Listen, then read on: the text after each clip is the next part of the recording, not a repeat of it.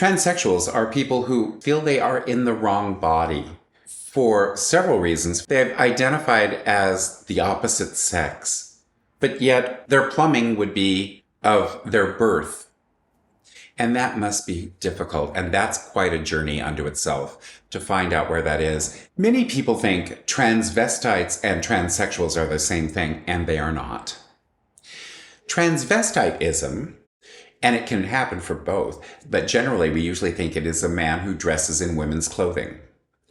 And from a psychologist I spoke with who said well over 80% of men who are transvestites, they do it on their own, very quietly, and they are heterosexual. And then we have this mess with drag queens, which that's theater. Transvestites try to reproduce regular, normal, everyday women.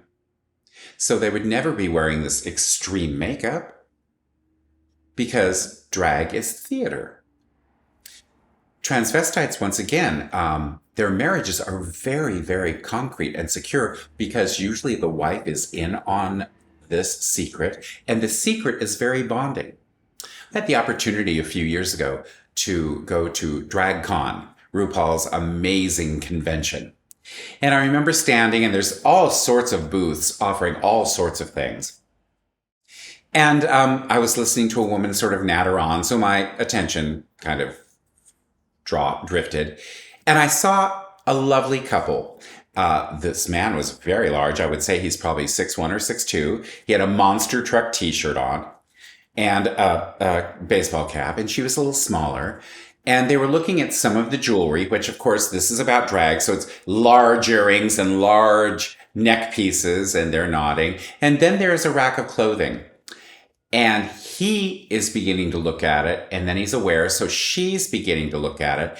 And I noticed his arms were shaved. And I thought, they're shopping for him. I couldn't have loved them more in that moment. I wanted to run over and go, you get yourself something pretty. You just bring those eyes out. Go right ahead. Because he would be a larger sized girl. But his wife was right there, and it was so intimate and so together. I couldn't have been more pleased. I thought, this must be Disneyland for you. You can find wigs, you can find jewelry, you can find large high heels. Oh, how relieved you must be. Because, it's not a small event. There were 52,000 people in the convention center for DragCon.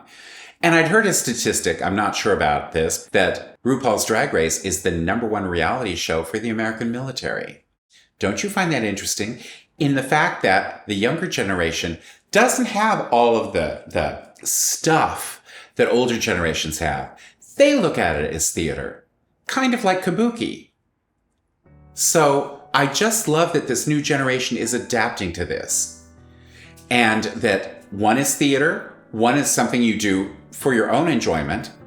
And thank God for trans people. Do you know? And that's been going on for years. A marvelous woman by the name of Karen Kandasian wrote a book called The Whip, which I've always wondered why she didn't make it into a movie. And it is based here in California during the Gold Rush days. And the Whip was known as a stagecoach driver. And this stagecoach driver, I believe it's around Stockton, California, is in and out of town, and he's a tough old thing, and he finally passes away. And as they go to take him to the undertaker, they find that this whip, this older gentleman, had been a woman the entire time. And that's a true story. They're buried up there near Stockton, California. So once again, there's nothing new under the sun, children.